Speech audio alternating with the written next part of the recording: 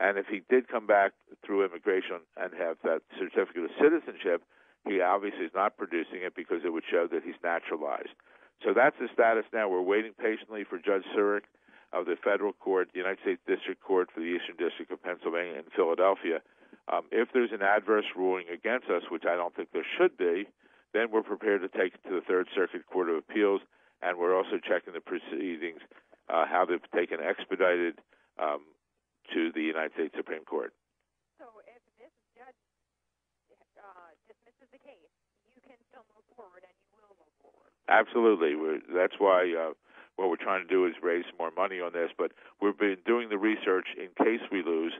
And it doesn't mean we feel we're going to lose, but when you're in this and if the elections are coming up quickly, you have to be prepared for, every step. So we are prepared to take it to the Third Circuit Court of Appeals, which is the court in this area, and also we're looking how to make sure we can get it to the United States Supreme Court because this is of such national importance.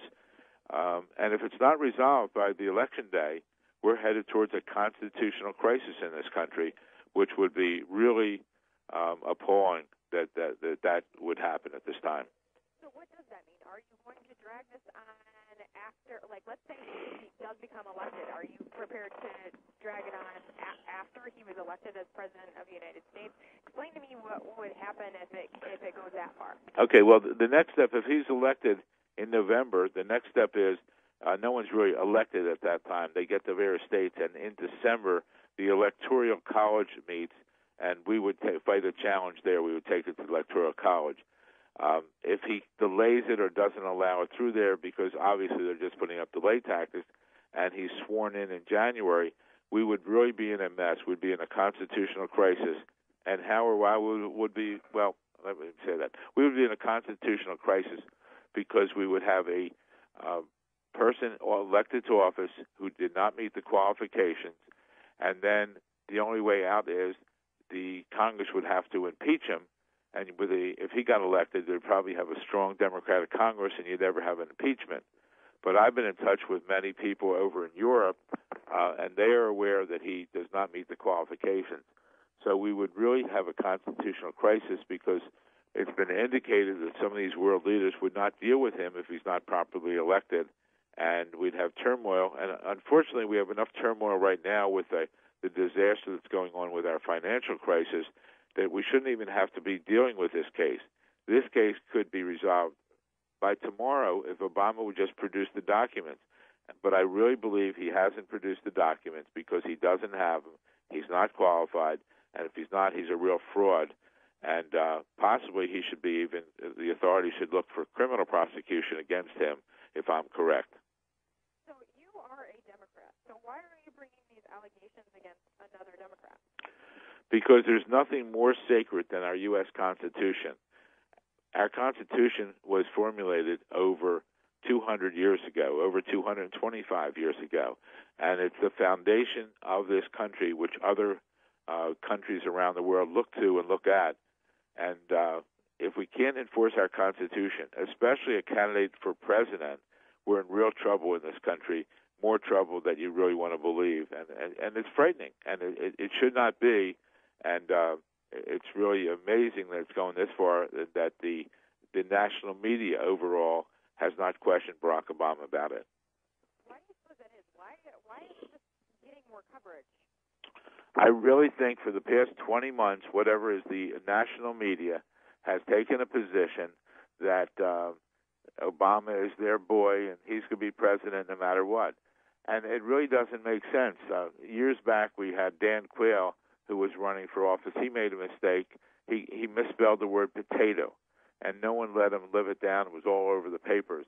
But it seems that with Senator Obama, whatever goes on, whatever he says, if it's a gaffe or a mistake, it's just forgotten the next day. Whereas if any other Democratic candidate or Republican candidate made remarks like that, it'd be all over the media. The one I love the best is about 2 months ago, he went to Oregon. He said, I'm now in my 57th state, and my staff wouldn't have let me go to Hawaii or Alaska. Gee, I didn't know we had 59 states in this nation. But if any other candidates had said that, it'd be all over the front page and day after day reminded of it.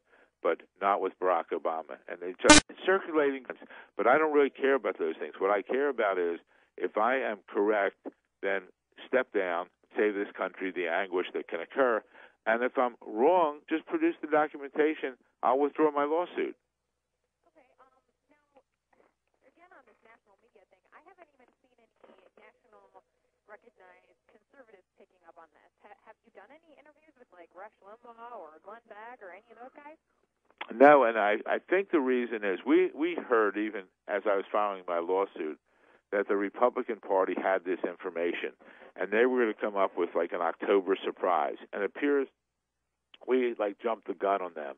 And I believe there's a concerted effort to wait to a certain time when they're all told move on or something like this, not the group move on, but to move forward with it, perhaps like the last week in October, because if they would, if Obama was taken off the ballot last month when he could have been, then under the rules of the Democratic National Committee, they can substitute a candidate. So our feeling is the Republicans are going to wait till the last week in October, then do this, cause chaos within the Democratic Party, and hope then that the Republican candidate McCain just walks down the middle or crosses the line and wins. I think I don't like that type thing if that's what's going on, but it's the only thing that makes any sense here, that they're all holding back on it. And I've had many callers calling in who are Obama supporters and questioning, say, why are you doing this? I said, well, just ask him the truth. Ask him where he is, if he's natural born. I've also had other people calling in and say they're calling the Republican National Committee. They can't believe they're not involved in this or doing this. And other people are saying they're calling the Democratic National Committee and saying, how come you're not challenging? How come you're not questioning it? So I think the real reason is they're waiting till another week or two. And I'm trying to do this to enforce our Constitution. Okay. Now, do you believe Obama is a dangerous person? Do you have anything personal against him? No, nothing personal against him. People are making different statements about him. I have no problem with him. If he would be proven to be a natural-born citizen, I can support him. But I can't support someone who's hiding. Why hasn't he released his medical records? Why does he refuse to release his records from schools, Occidental University, Columbia, and Harvard? John McCain, a few months ago, they brought a case against him questioning where he was born, because he was born in Panama, but his father was an admiral in the service. But they asked him to produce his birth certificate. He did. They asked him to produce other records. He did. But what happens here with Obama? He refuses to release anything. And then if you have nothing to hide, Senator Obama, show us the documents. But obviously you have something to hide. Okay, now let's talk a little bit about factcheck.org, claiming that there is proof of Obama's citizenship and kind of putting a kibosh on this. Tell me briefly about that. Sure. Factcheck.org is owned by the Annenberg Chicago group, and that is a group where Obama sat on the board of for a number of years dispersing funds. So I would think there's a little conflict of interest there and a little bias on their part. Okay, and now you said someone came to you and said, you're the man to bring this out. Let's talk a little bit about that.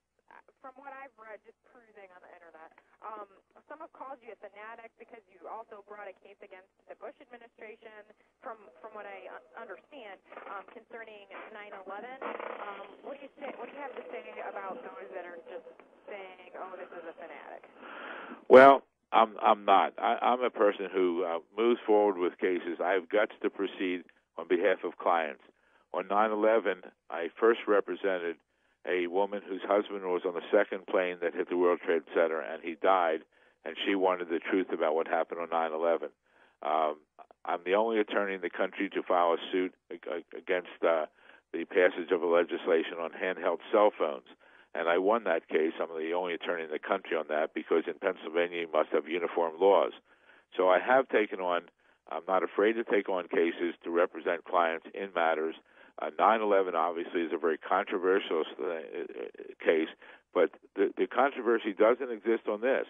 There's been an overwhelming response, and the response we get, about 95%, 98% of the responses are very positive on our website, on phone calls. My numbers are right there on our website, ObamaCrimes.com.